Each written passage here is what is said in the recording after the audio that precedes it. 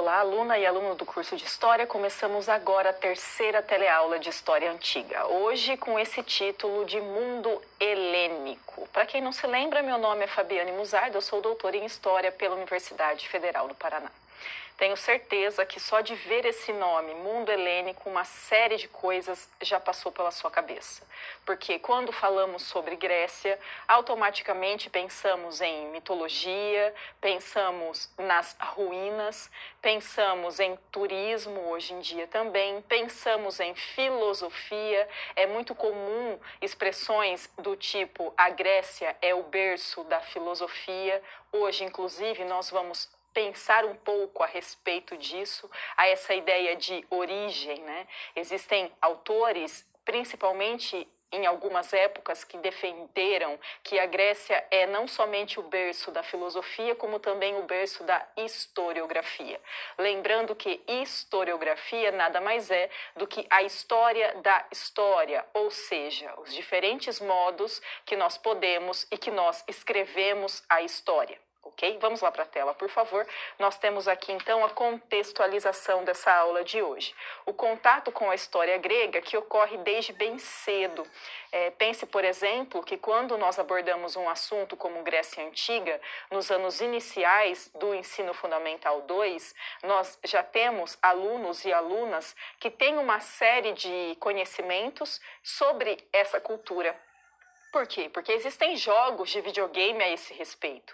Porque existem, principalmente voltados para a mitologia grega, existem livros infanto-juvenil que têm a cultura grega como tema. Pense, por exemplo, no sucesso que foi Percy Jackson. Nós temos, inclusive, filmes muito novos e com muita bilheteria que têm como temática a cultura grega, principalmente a mitologia, mas não somente. Ou seja, nós temos crianças ali, adolescentes, pré-adolescentes, que já têm um conhecimento a priori sobre a cultura grega, sobre a história grega. Ainda que não seja algo que esteja muito claro na cabeça deles a respeito de tempo. Pense, por exemplo, que quando nós falamos sobre Grécia Antiga, nós estamos falando de séculos antes de Cristo. Então, é bastante tempo que nos separa dessa civilização. Desse modo, tempo é algo bastante abstrato mesmo, né? Uma coisa é se entender uma semana, um mês, um ano. Outra coisa é se falar em 200 anos, 400 anos, para alguém que está muito em fase de formação, que é o caso do Ensino Fundamental 2. Vamos para a tela novamente, por favor. E aí temos também as tais generalizações. Por exemplo, não é somente esses dois que existem, claro, mas coloquei aqui pensamento grego e influência grega. Então, quando nós falamos, por exemplo, Grécia Antiga, cria-se uma ideia de uma homogeneidade. Contudo, não havia uma homogeneidade nesse território que hoje forma uma nação chamada Grécia. Veja, nós temos, por exemplo, toda uma diferenciação social, política, econômica, cultural entre as polis gregas. E vale ressaltar também que as polis gregas não existiram desde o início nessa civilização. Foi um processo de construção, em algum momento surgiram as polis ou cidades-estados gregas, e entre elas havia essa diferenciação. Desse modo, quando nós falamos em pensamento grego, nós temos que entender que é um termo que é usado de modo corriqueiro, porém que faz criar uma concepção homogênea que não existe. Pense, por exemplo, naquele conceito de formas e contextos do Guarinello, que nós já citamos aqui várias vezes, que é o conceito que parte da criação de generalizações, o que é muito legal para se entender determinados aspectos, mas que dificulta esse se atentar para as especificidades. Ou seja, se eu falo, por exemplo, em Atenas, é algo muito diferente de Esparta, para fazer referência aqui às duas principais polis gregas. Você verá então que nessa aula de hoje nós vamos começar falando sobre as civilizações que existiram, as culturas que existiram antes da criação das polis gregas, passaremos pela criação dessas polis, discutindo ali também a historiografia referente a este povo. Fechamos esse bloco.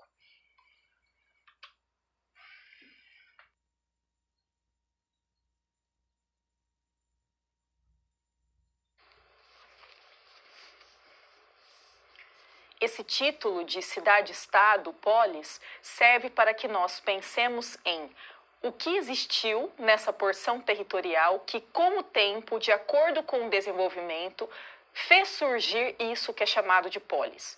Contudo, é importante frisar o seguinte: não significa que tudo o que existiu até ali, como desenvolvimento das sociedades diversas, tinham como objetivo a criação, o surgimento de uma polis. Não é isso. Nós estamos vendo a partir desse surgimento. Consegue entender? Nós estamos pensando, ok, existe a polis de Atenas, por exemplo. O que aconteceu para que essa polis fosse formada?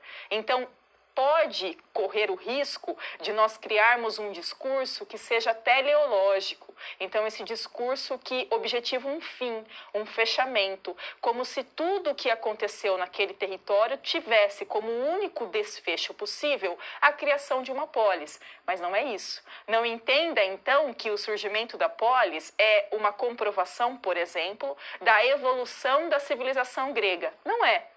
É um desenvolvimento desta civilização. Poderia ter acontecido outro tipo de desenvolvimento, mas o que aconteceu foi esse, ok? Vamos lá para a tela, por favor. Nós temos, então, o início dessa história sendo marcada pela civilização minoica, que desenvolveu-se em torno dos séculos 30 e 15 a.C. Pense o quanto é abstrato para um aluno do Fundamental 2 entender algo que aconteceu nos séculos 30 antes de Cristo. É muito tempo distante de nós. Então, de fato, esse caráter, esse sentido abstrato do tempo dificulta um pouco, né? Principalmente no começo, a compreensão desses alunos. A arte na civilização minoica é algo que é necessário para se ter informações a respeito dessa civilização. Por quê? Porque boa parte das informações, para não falar todas, né, que nós temos a respeito da civilização minoica, vem justamente da arqueologia. Aqui um destaque desse arqueólogo britânico chamado Evans, que no século XX encontrou diversas ruínas dessa civilização, possibilitando ali alguns conhecimentos a esse respeito. Por exemplo, há uma escrita na civilização minoica, mas que ainda não foi decifrada. Essa escrita foi nomeada de Linear A. Então, o nome dado para ela, lembrando aqui que ela ainda não foi decifrada, portanto, ainda não se sabe o que está ali registrado, recebeu o nome de Linear A. Por meio desses vestígios arqueológicos, descobriu-se que a civilização minoica tratava-se de uma teocracia, em que havia toda uma importância em torno da figura do rei, que era entendido como tendo um caráter divino. Inclusive, acha-se que essa característica do rei ligado a um caráter divino pode ter relação com um contato com a civilização egípcia, justamente pensando no Egito e a sua questão política na figura do faraó e assim por diante. Vamos para a tela novamente, por favor. Essa civilização minoica entrou em colapso no século XV a.C., aproximadamente. Ocorre que não se sabe exatamente quais motivos geraram esse enfraquecimento e fim da civilização. Aqui eu trouxe uma imagem do Palácio de Knossos, que é uma das principais construções dessa civilização, aqui reconstituída em boa parte, né? Assim que acabou a civilização minoica, teve início a civilização micênica. E essas civilizações têm uma série de características em comum. Por exemplo, boa parte do que se sabe a respeito dela também vem de conhecimentos arqueológicos. Nós já falamos isso aqui em outros momentos. A história antiga, boa parte do que nós sabemos a respeito dos povos da antiguidade, advém justamente do diálogo, da relação entre a ciência histórica e a ciência da arqueologia, porque são vestígios de construções, fósseis, artefatos bélicos, cerâmica e assim por diante, que fazem com que nós consigamos ter fontes para poder ser trabalhados e se entender mais a respeito desses povos. Vamos para a tela, por favor. Essa civilização, então, teria começado o seu desenvolvimento por volta do século XVI até ali o século XI a.C. Tem uma organização, como eu disse, semelhante à dos minoicos. Destaca-se nessa civilização micênica a Guerra de Troia. Por quê? Porque o rei de Micenas teria se aliado ao rei espartano. Lembrando que que a Guerra de Troia foi ali narrada por Homero nas obras Ilíada e Odisseia, que são duas das grandes obras na história. Confesso que nunca li na íntegra, li trechos dessas obras e nós sempre fazemos referência a elas, né, que são obras clássicas na literatura mundial, que são referenciadas por inúmeros estudiosos. Acontece que, como eu acabei de confessar, eu não li esses dois livros, eu li comentadores desses livros. Perceba aí aquilo que nós sempre falamos na história sobre fontes originais, fontes primárias, fontes secundárias. A partir do momento que eu leio um comentador da Ilíada e da Odisseia, eu estou lendo uma fonte secundária, ou seja, alguém que está analisando outra coisa, no caso, essas duas obras. Vamos para a tela, por favor. A civilização micênica, que tem em um momento da sua história aquilo que ficou chamado de Idade das Trevas grega. E perceba aqui as aspas presentes, né? Por quê? Porque é um nome pejorativo, óbvio. Né? Chamar Idade das Trevas é como se tivesse acabado qualquer esplendor, qualquer coisa mais interessante que acontecesse nessa civilização. O que significa, por que foi dado esse nome? Porque é um período em que ocorre o desaparecimento da escrita. E escrita dessa civilização que também não foi decifrada até hoje e recebeu o nome de Linear B. Perceba também que o próprio nome dado para a civilização, para as escritas dessas duas civilizações, também se relaciona com a proximidade que existe entre elas. Uma com linear A, outra com linear B, ok? Vamos lá para a tela, por favor. Então, a Idade das Trevas grega seria esse desaparecimento da escrita que teria perdurado por mais ou menos 4 séculos, ou seja, 400 anos. A partir do momento que há esse retorno da escrita, acredita-se, data-se como o fim dessa Idade das Trevas, e é aí que ocorre o surgimento das polis gregas. Veja só, é daí que ocorre as polis gregas. Mas nós estamos falando sobre séculos e séculos em que já havia um desenvolvimento social nesse território que hoje nós chamamos de Grécia, mas que está muito antes do surgimento dessas polis. Aqui no recorte eu trouxe algumas coisas referentes a Atenas para a gente começar a análise. Vamos para a tela, por favor. Então, Atenas, que recebe esse nome em homenagem à deusa Atena, que teria vencido uma disputa com Poseidon para ser ali a patrona desta cidade. Atenas, que era governada por reis estes que tinham seu poder limitado por um conselho aristocrático. Pense nesse nome aqui. Se fala em aristocrático, significa que é algo bastante restrito. Então, é um poder que é excludente como característica principal. Ali por volta do ano 600 a.C., nós temos umas primeiras reformas políticas ocorrendo nas polis gregas que ficaram chamadas como reformas de Drácon. Pense, por exemplo, no termo severo, draconiano, ação draconiana, uma expressão que nós podemos utilizar e nos deparar hoje em dia e que diz respeito justamente a coisas que são muito severas. Já dá para perceber o caráter dessas reformas. Vamos para a tela, por favor. Drácon, por exemplo, estabeleceu a escravidão por dívidas e também estabeleceu penas de morte para alguns tipos de crime. Nas reformas de Solon, nós temos uma certa diminuição da severidade dessas leis. Então, por exemplo, é o fim da escravidão por dívidas e a criação do Conselho de 400 cidadãos, com o objetivo de tornar essa política de Atenas um pouco menos excludente. Um pouco menos excludente não significa que é participativa, nem nada parecido com isso. É algo absurdamente excludente e fica um pouquinho menor, porque se tem ali um conselho de 400 pessoas.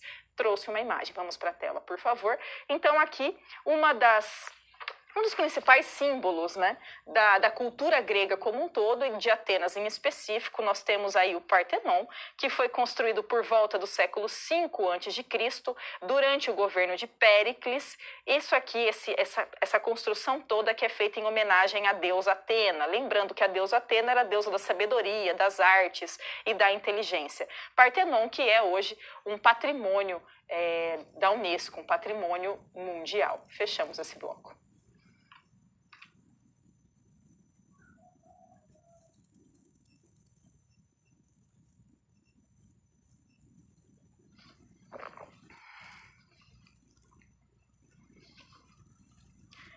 Em história, nós sempre fazemos recortes. Seria completamente impossível tratar aqui sobre cada uma das polis gregas. Desse modo, o recorte escolhido foi tratar um pouco mais sobre Atenas e sobre Esparta, porque são duas polis bem diferentes entre si e as duas principais dentro do desenvolvimento dessa cultura grega. Vamos para a tela, por favor.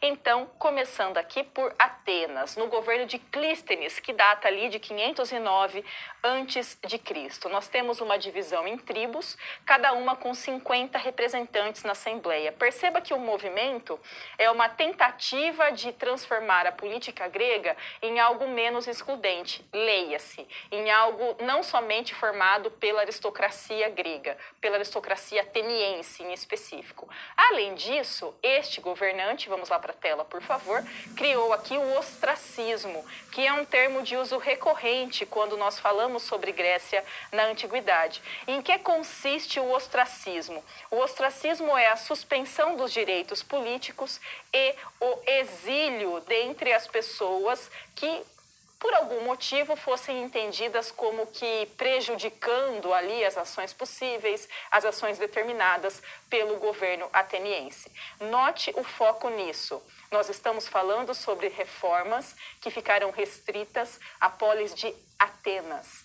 Isso é mais um exemplo, é mais uma comprovação de por que, quando nós falamos em Grécia Antiga, nós corremos o risco de criar generalizações que não dizem respeito ao que lá acontecia. Então, por exemplo, esse governante era um governante de Atenas. Aquilo que ele determinou, essa lei do ostracismo, diz respeito à polis de Atenas, não diz respeito às outras organizações das outras polis. Vamos para a tela, por favor. E aqui com ele nós temos o início daquilo que é chamado como uma base para a democracia ateniense. Isso, principalmente hoje em dia, é bastante necessário que seja discutido. Por quê? Porque nós estamos vivendo agora, não só no Brasil, como em muitas partes do mundo, para não falar no mundo como um todo, um constante questionamento de um regime democrático de direito, um constante questionamento disso que nós chamamos de democracia.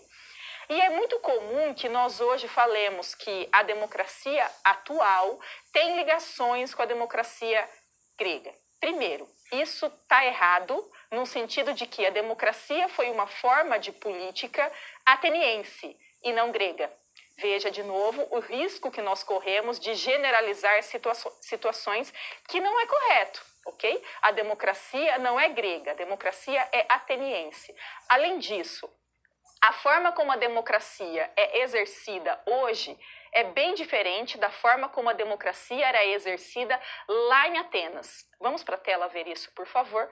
Trouxe aqui um fragmento. Em Atenas eram considerados cidadãos apenas os homens adultos. Veja, significa que todas as mulheres automaticamente estavam retiradas dessa democracia ateniense. Adultos significa que todos aqueles que tinham menos de 18 anos também estavam retirados disso. Nascidos de pai e mãe atenienses, ou seja, todos os considerados estrangeiros também estavam excluídos dessa forma de governo. Ou seja, mulheres, escravos e libertos estavam excluídos da vida política. Perceba! É uma forma democrática no sentido de que mais pessoas participavam da política ateniense do que nos outros períodos, quando era algo totalmente restrito à aristocracia ateniense. Contudo, todas as mulheres, todos os estrangeiros, todos os escravizados estavam retirados dessa participação política. Então, entendendo democracia como um governo do povo, se percebe que é povo, mas que é um povo que não inclui todo mundo. Além disso, naquele contexto, as pessoas que eram consideradas cidadãs, ou seja, os homens maiores de idade, filhos de pai e mãe ateniense, livres e assim por diante, eles se reuniam, discutiam as coisas e votavam diretamente. A maioria dos votos vencia. Hoje, nós temos o que é chamado de democracia representativa, quando nós, por exemplo, somos convocados, no caso do Brasil, em que a eleição, o voto é obrigatório, a votar e eleger nossos representantes. E são esses representantes que vão ali discutir e votar entre si. O nosso voto é para a escolha desta que vai nos representar. Vamos para a tela, por favor.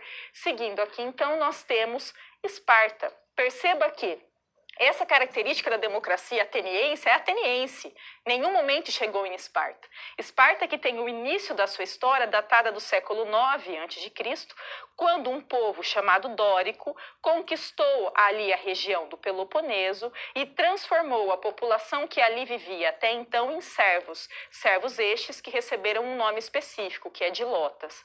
O governo de Esparta recebia o nome de Gerúsia.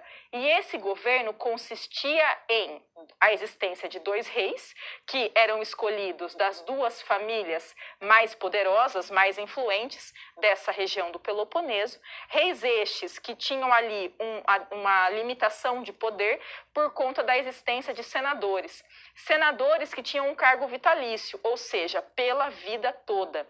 Esses senadores eram todos nobres com mais de 60 anos de idade.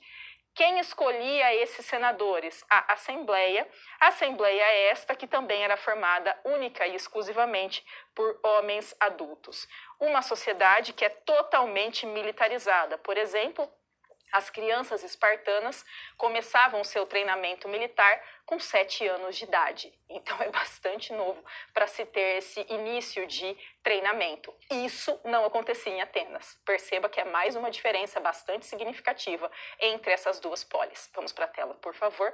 Aqui nós temos uma leitura possível sobre essa Grécia já das polis, né? A guerra entre gregos e persas, como ponto de inflexão da história ocidental, tivessem os helenos sucumbido, o pensamento racional do Ocidente teria sido engolido pelas trevas do Oriente. Perceba que essa é uma leitura a respeito da história, da cultura grega, feita por pessoas da Europa já no século XVIII, meados, principalmente no século XIX.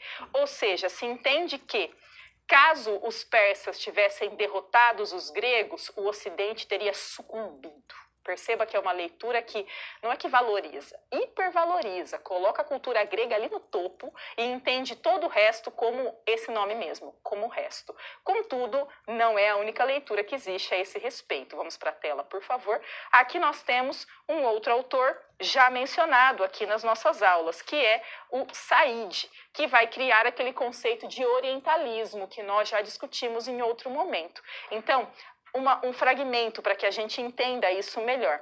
O Império Persa era tão grande e poderoso que, embora haja pouquíssimos documentos a respeito, é provável que os persas dessem pouco ou nenhuma importância à derrota sofrida na Grécia. Perceba, é outra leitura, completamente diferente. A primeira, século XIX, vai falar, nossa, o Ocidente só é o Ocidente, só é bom porque os gregos venceram essa batalha. A outra vai dizer, calma, os gregos venceram, ok, mas simplesmente taxar o Ocidente como algo positivo por conta de uma vitória em relação ao exército persa, o Império Persa era tão grande que pouco importava essa derrota. Perceba que são leituras bem diferentes de um mesmo acontecimento. Fechamos esse bloco.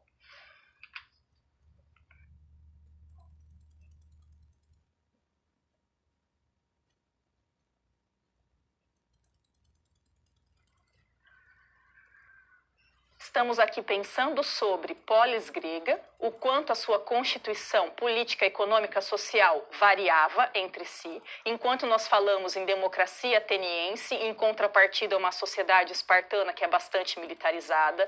Estamos aqui pensando em leituras que já foram feitas e que são feitas a respeito dessa civilização na antiguidade. Não é à toa que nossos alunos lá no Fundamental 2 sabem muito mais sobre Grécia do que sabem sobre Macedônia, do que sabem sobre Egito, do que sabem sobre qualquer outro povo da antiguidade, à exceção dos romanos.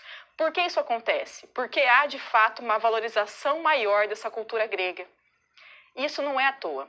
Nós temos uma leitura histórica que ainda é muito permeada por uma leitura europeizada.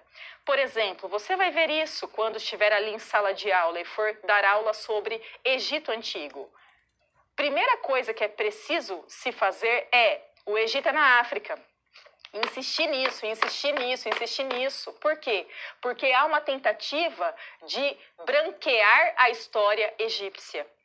Como se faz isso? Fala-se sobre o Egito enquanto uma civilização super desenvolvida e deixa-se de lado o fato que fica na África. O que nós vamos falar agora é sobre leituras a respeito desse desenvolvimento grego. Vamos lá para a tela, por favor. Nós temos então aqui Milagre Grego, criado ali e muito disseminado pelo Ernest Renan. Não é ele o criador do conceito, mas ele é quem mais difunde esse conceito. Veja que nós estamos falando novamente de século XIX. O nome já deixa bastante claro, né, o que se quer com isso, né? Se fala em milagre enquanto um negócio estupendo, enquanto um negócio que não é comum. Então a filosofia teria surgido de forma inesperada e espontânea na Grécia, sem que nenhum evento histórico ou contato com outras civilizações a preparasse, ou seja, é a mesma coisa que dizer somente os gregos eram capazes de inventar algo tão maravilhoso quanto a filosofia. E para além disso, somente os gregos e somente os gregos mesmo, porque se retira totalmente qualquer tipo de contato comercial, cultural, qualquer troca de qualquer tipo com outros povos. Daí o nome, né? Milagre grego. Veja que isso não é uma nomenclatura da antiguidade, é uma nomenclatura criada no século XIX, momento este em que os europeus se entendiam, se viam, enquanto aqueles que propagavam a civilização, a cultura para outras partes do mundo. É justamente o período do imperialismo. Vamos lá para a tela, por favor. Seguindo aqui, nós temos questionamentos a esse conceito. Por quê? Porque defende uma completa singularidade da cultura grega e denota uma ação inexplicável, excepcional e, portanto, pouco afeita à análise e à reflexão histórica. É claro que, como qualquer conceito criado e difundido, com o tempo ele passa a ser questionado. Vamos lá para a tela, por favor. Nós temos aqui, então, esse autor, que é o Pierre Vernant, que já no século XX, perceba que ele morreu já mais recentemente, né, já nos primeiros anos do século XXI, vai questionar esse conceito de milagre grego. Por quê? A origem do pensamento filosófico se devia às transformações políticas ocorridas entre os gregos desde meados do século VIII a.C. Transformações estas que muitas vezes eram provenientes justamente de contatos, de relações comerciais, culturais com outros povos. É ligado à própria existência das cidades, então ao surgimento dessas polis gregas. Aqui, de livro do Vernant, destaca-se a discussão que ele realiza numa obra de 1962, intitulada Mito e Pensamento entre os Gregos. Do mesmo modo que se fala que essa filosofia tem um berço grego, né? A Grécia é o berço da filosofia, também há pessoas que defendem que na Grécia começou-se a se tratar da historiografia, que nada mais é do que a história da história. Vamos para a tela, por favor. Veja só, nós temos aqui a historiografia de Heródoto e Tucídides, que são dois historiadores gregos, duas pessoas que de fato escreveram sobre a história da Grécia. Lembrando, destaco mais uma vez, historiografia é a história da história, ou seja, o modo de se produzir história. Qual é o que tem em comum esses dois historiadores? Eles têm a guerra como principal tema das suas obras e eles buscavam registrar os grandes eventos. Perceba que são características-chave da sua produção histórica. O Heródoto não via problemas em remontar-se aos fatos anteriores às guerras médicas ali envolvendo os gregos e os persas, né? O Tucídides, por sua vez, mostrava-se bastante desconfiado em recuar aos tempos remotos para explicar as raízes do conflito no presente, o que ele trata da Guerra do Peloponeso. Ele, inclusive, que participou da Guerra do Peloponeso. Veja que é um modo de se pensar a história. Um volta mais para o passado, o outro trata mais da história que nós chamaríamos hoje de história do tempo presente. Vamos lá para a tela, por favor. Eu trouxe aqui duas esculturas, né, dois bustos de Heródoto e Tucídides, os dois que são considerados, né, Heródoto é chamado de pai da história, uma expressão que é muito possível que você conheça, né? Heródoto, que também é conhecido como Heródoto de Halicarnasso, ele que nasceu ali por volta de 485 a.C. e é ali conhecido como pai da história. O Tucídides, por sua vez, nasceu por volta de 460 a.C. e nos deixou uma obra intitulada História da Guerra do Peloponeso. Os dois em comum, essa história voltada para grandes acontecimentos, guerras principalmente, e esses grandes nomes. Fechamos esse bloco.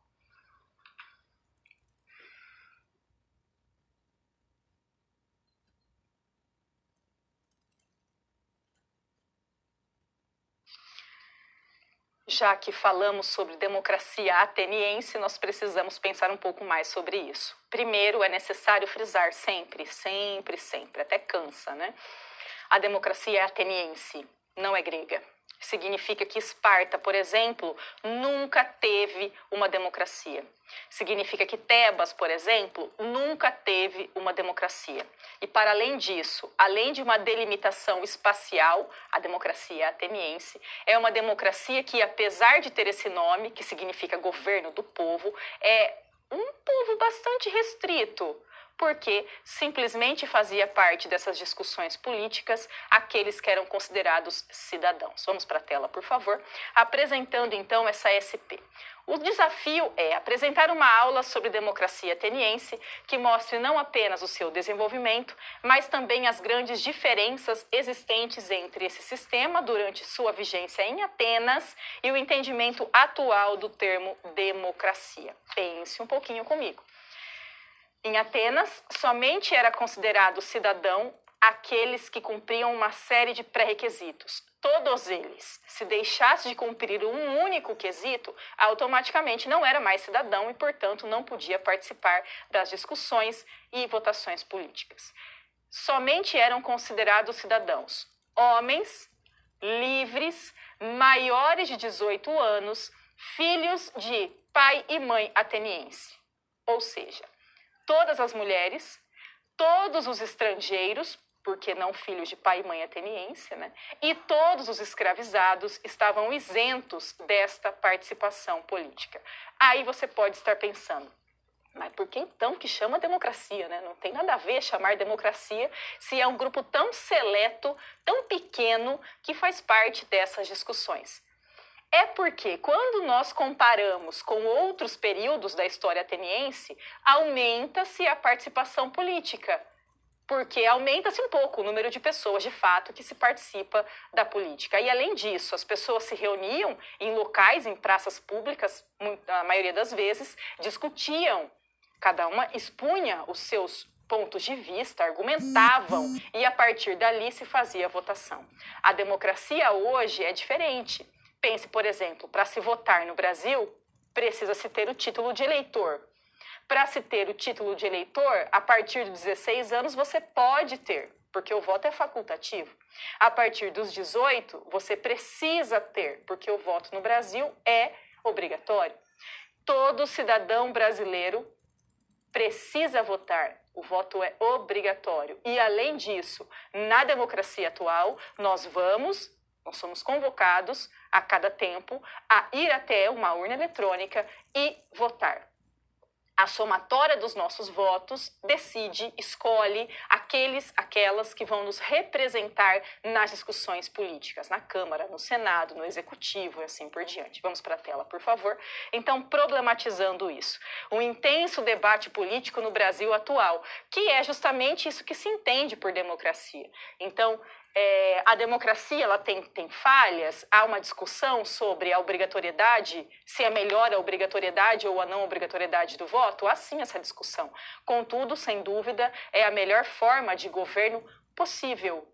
Muito melhor do que um governo centralizado em uma única pessoa, absurdamente melhor, não dá nem para comparar, é do nível do absurdo, o quanto é melhor de um governo do que um governo fascista, por exemplo. Então, a necessidade de nós, enquanto cidadãos e principalmente enquanto professores, sermos defensores de uma democracia no Brasil hoje se faz necessário. Inclusive isso, pense ali naquilo que você vai ver na disciplina de História Moderna, naquilo que você já conhece na prática. Divisão de poderes, justamente para que, pensando em democracia atual, ok? Democracia ateniense não tem isso. Democracia atual, justamente para que um poder consiga limitar as possibilidades de autoritarismo de um outro poder. Cada um limita o outro para que essa democracia seja possível e continue existindo. Vamos para a tela, por favor. Na Grécia Antiga, então, nós temos o conceito de cidadania, que é restritivo a Atenas. Já falei isso várias vezes aqui, né? E é muito importante nós pensarmos como assim se fala em conceito de democracia numa sociedade que se dizia democrática, mas que possuía escravos. Então, por exemplo, os cidadãos gregos eram aqueles que, dentre outros quesitos, eram livres. Automaticamente significa que havia pessoas que não eram livres, inúmeras pessoas que não eram livres. Sim, e isso não era colocado em debate.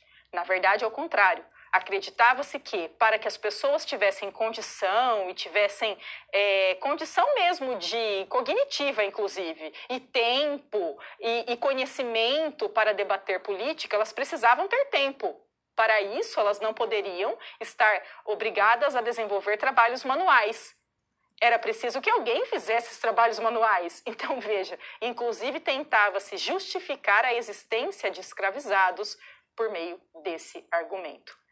Perceba, então, é democrático? É, porque nós estamos comparando aquilo que existia em Atenas com aquilo que passou a existir. Contudo, é muito diferente da democracia de hoje e, contudo, tanto lá quanto aqui tem falhas, mas lá era a melhor forma de governo possível, hoje é também. Fechamos esse bloco.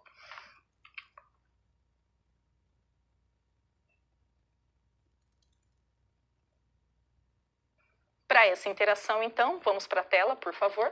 Pense sobre filmes, livros, desenhos que podem ser utilizados em sala de aula para aprofundar os conhecimentos sobre a cultura grega.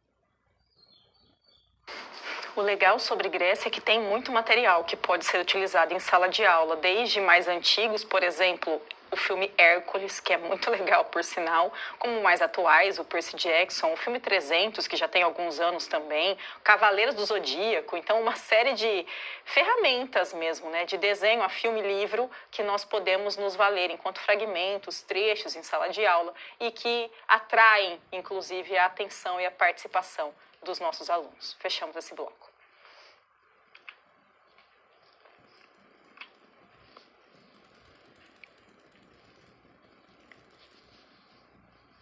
Veja esse título, Alexandre, a formação do mundo helênico. Como assim, né? Formação do mundo helênico.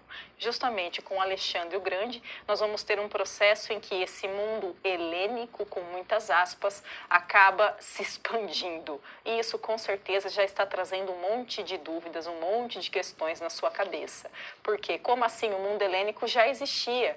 Por que está se expandindo? Alexandre foi ali um governante, um conquistador que, conquistando territórios, serviu para alastrar, difundir também essa cultura grega. Contudo, é uma cultura grega que não é mais puramente grega, se é que existe uma cultura pura, né? Claro que não existe, mas vamos assim.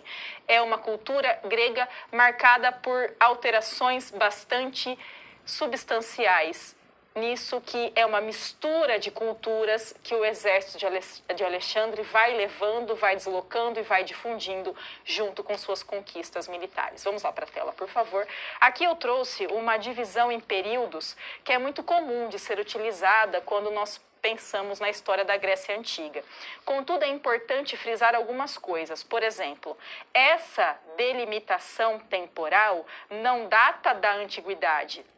Portanto, não foram as pessoas que ali viveram que pensaram, olha, nós estamos hoje na Idade do Bronze. Essa periodização data do século XIX, foi feita por um alemão chamado Winckelmann, ou seja, é alguém da Europa, mas de fora da Grécia, que vai lá no século XIX pensar em um modo de delimitar fases dentro do desenvolvimento dessa cultura. A Idade do Bronze, então, é aquela em que teve o desenvolvimento das culturas minoica e também da cultura micênica. A Idade das Trevas, aquele nome dado ao período em que ocorreu o desaparecimento da escrita. Muito simbólico, inclusive, se utilizar esse termo, né? Porque nós também sabemos que Idade das Trevas é um termo utilizado muitas vezes para nomear a Idade Média, justamente por seu caráter pejorativo. A Idade Arcaica é o período em que nós temos o surgimento das polis na Grécia Antiga. A Idade Clássica é o período das guerras médicas e também da Guerra do Peloponeso. E, por último, a Idade Helenística, que tem o seu início marcado ali pela conquista dos gregos pelos macedônios e que vai até o período de ascensão do Império Romano. Perceba, então, que o que nós vamos falar agora é sobre este período aqui, ou seja, a partir do momento em que o exército da Macedônia conquistou as polis grega. E o nome dado a esse período é helenístico. Helenístico enquanto essa cultura, que ela é grega, misturada com essa cultura macedônia e misturada com uma série de outras culturas vindas justamente dos povos que já compunham este império. Vamos lá para a tela, por favor. Então, nós temos aqui, né, o período helenístico. Foi criado no século XIX, essa definição, junto com o helenismo, por esse autor que também é alemão, chamado Droysen. Antes da sua contribuição, o período helenístico era visto apenas como uma época intermediária, ou seja, como o meio termo, né, entre a conquista dos gregos pelos macedônios e a conquista dos romanos. Então, como se estivesse no meio do caminho, né? É a partir daqui e da sua leitura a respeito da civilização grega que nós vamos pensar o período helenístico a partir de outro modo. Ele também é o primeiro historiador a dar vida a uma biografia de Alexandre nos moldes da disciplina histórica. Isso não é à toa. Nós estamos falando do século XIX. A história, enquanto ciência, data do século XIX, quando se começa a pensar em fontes, em perspectiva, em uma narrativa. Então, ele é o primeiro que vai tratar dessas fontes que dizem respeito a Alexandre o Grande. Uma coisa muito legal da cultura helenística e dessa difusão da cultura advinda dessa expansão territorial do Império Macedônico é a questão das artes. Nós temos uma produção muito grande de obras de arte diversas, com destaque para a escultura. E eu trouxe uma para a gente visualizar. Vamos lá para a tela, por favor. Aqui é uma escultura belíssima, chamada Laocoonte, que data de aproximadamente 40 anos antes de Cristo. Não se sabe exatamente a data, mas é ali, por volta de 40 anos antes de Cristo. Essa escultura tem uma dimensão de aproximadamente ali 2 metros por 1,60 metro. É bastante grande, né? E é feita em mármore. Pense comigo, eu estou falando de antes de Cristo, uma escultura com as ferramentas que existiam em 40 antes de Cristo. Esse escultor trabalhou o mármore com essa desenvoltura, com esta perfeição. Essa escultura hoje se encontra no Museu do Vaticano. Ela foi encontrada novamente no século XVI e hoje, então, se encontra exposta no museu. A escultura retrata o momento em que Laocoonte era morto, junto com seus 2 filhos, engolido, né, morto ali por uma serpente, como resultado de uma punição de um deus. Veja a perfeição, frisando, é um trabalho em mármore produzido antes de Cristo. Veja, nós temos nesse período helenístico muito mais do que o intervalo entre a conquista da Macedônia e depois a conquista dos romanos. Nós temos uma difusão de arte absurda.